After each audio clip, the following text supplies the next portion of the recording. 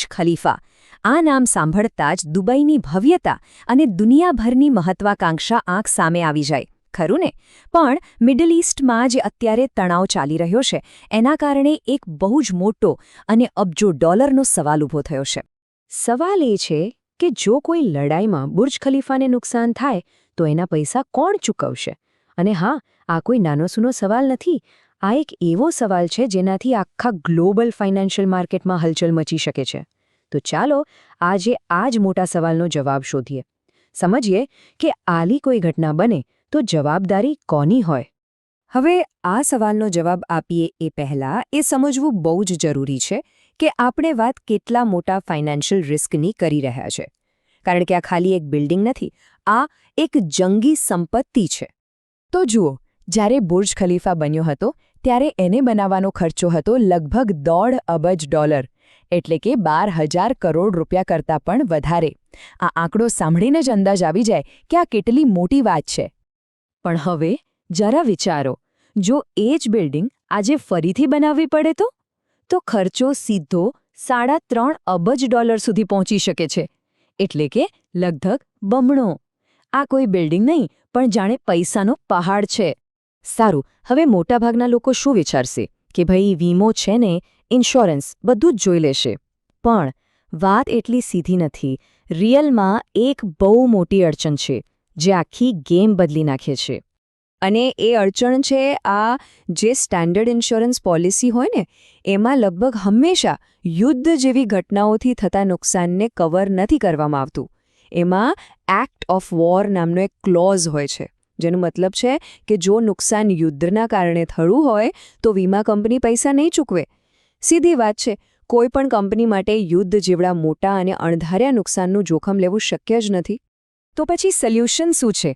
જુઓ, અહીં 2 વસ્તુઓ છે.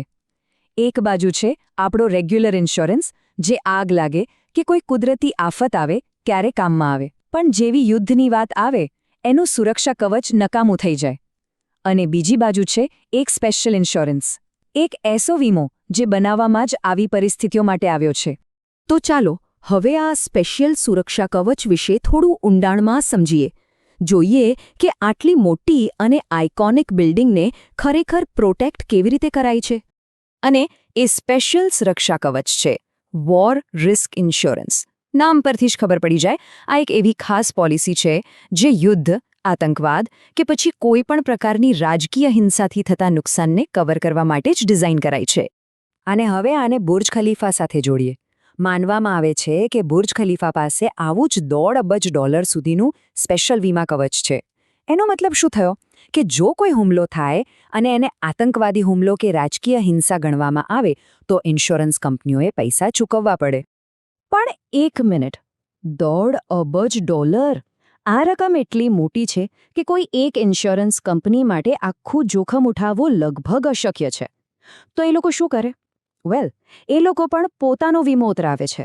જેમ આપણે આપણું રિસ્ક ઓછું કરવા ઇન્સ્યોરન્સ લઈએ, એમ ઇન્સ્યોરન્સ કંપનીઓ પોતાનું રિસ્ક ઓછું કરવા બીજી મોટી કંપનીઓ પાસેથી ઇન્સ્યોરન્સ લે છે. આ કોન્સેપ્ટને કહેવાય છે રીઇન્સ્યોરન્સ. આખી સિસ્ટમ એકદમ મલ્ટીલેયર છે. ચલો સમજીએ કેવી રીતે. સૌથી પહેલાં તો બિલ્ડિંગના જે માલિકો છે એમણે મુખ્ય સ્ટ્રક્ચરનો વીમો લીધો હોય. પછી એની અંદર જે અરમાની હોટેલ છે કે બીજા બિઝનેસ છે એમનો પોતાનો અલગ વીમો હોય. અને આ બધાની ઉપર બેઠી છે જર્મનીની મ્યુનિક રે જેવી જાયન્ટ રીઇન્સ્યોરન્સ કંપનીઓ. આ કંપનીઓ શું કરે? એ આ વીમા કંપનીઓનો વીમો ઉતારે છે અને આખા રિસ્કને દુનિયાભરમાં વહેંચી દે છે. તો અત્યાર સુધી આપણે બિલ્ડિંગના નુકસાનની વાત કરી, પણ અસલી મુદ્દો એનાથી ઘણો મોટો છે. આ વાત ખાલી એક ઇમારતની નથી. આ વાત છે દુબઈના આખા ઇકોનોમિક ઇકોસિસ્ટમની, જેનું સેન્ટર પોઈન્ટ બુર્જ ખલીફા છે. સારું, આપણે વીમાની વાત કરી, પણ એક સવાલ હજી પણ છે. શું થાય જો નુકસાન એટલું બધું હોય કે પેલું $1.5 અબજનું વીમા કવચ પણ ઓછું પડે? ત્યારે શું? જ્યારે આવા બધા ફાઇનાન્શિયલ સેફ્ટી નેટ ફેલ થઈ જાય ને, ત્યારે છેલ્લો સહારો હોય છે સરકાર. આવી એક્સ્ટ્રીમ સિચ્યુએશનમાં યુએઈની સરકાર ચોક્કસપણે આગળ આવશે. એ લોકો કોઈ રિલીફ પેકેજ જાહેર કરી શકે છે અથવા તો ફરીથી બાંધકામ માટે એક સ્પેશિયલ ફંડ પણ બનાવી શકે છે. હવે જરા આ આંકડા પર ધ્યાન આપો. $20 અબજ. અને આ ખાલી બુર્જ ખલીફાની કિંમત નથી હો, આ તો આખા ડાઉનટાઉન દુબઈ પ્રોજેક્ટની વેલ્યુ છે, જેનું કેન્દ્રબિંદુ બુર્જ ખલીફા છે. આના પરથી સમજી શકાય કે નુકસાનની અસર કેટલી વ્યાપક હોઈ શકે છે. અને આ જે આર્થિક આંચકાની વાત છે એ ક્યાં ક્યાં લાગશે? તો 3 મેઇન સેક્ટર છે: ટુરિઝમ, રિયલ એસ્ટેટ અને ફોરેન ઇન્વેસ્ટમેન્ટ. દુબઈની ઇકોનોમીના આ 3 મુખ્ય પિલર છે અને ત્રણે પર સીધી અને બહુ ગંભીર અસર પડી શકે છે. ખાસ કરીને રિયલ એસ્ટેટની વાત કરીએ તો બુર્જ ખલીફાની આસપાસનો જે વિસ્તાર છે એ તો જાણે સોનાની ખાણ છે. ત્યાં પ્રોપર્ટીના ભાવ લગભગ 3000 દિરહમ પર સ્ક્વેર ફૂટ છે, જે દુબઈની એવરેજ કરતાં ક્યાંય વધારે છે. એટલે કે આ એક જ જગ્યાએ અબજોનું નાણાકીય મૂલ્ય એકઠું થયેલું છે. તો બુર્જ ખલીફાનું આ ઉદાહરણ આપણને એક બહુ મોટા અને રસપ્રદ સવાલ પર લાવીને મૂકી દે છે. આ વાત ખાલી એક ટાવરની નથી. આ વાત એ છે કે દુનિયાભરમાં જે આવા મોટા ઇન્ફ્રાસ્ટ્રક્ચર પ્રોજેક્ટ્સ છે, જે આપણી ઓળખ છે, એમને પ્રોટેક્ટ કરવા માટે પડદા પાછળ કેવી છુપી ફાઇનાન્શિયલ સિસ્ટમ કામ કરી રહી છે, એના વિશે ક્યારે વિચાર્યું છે?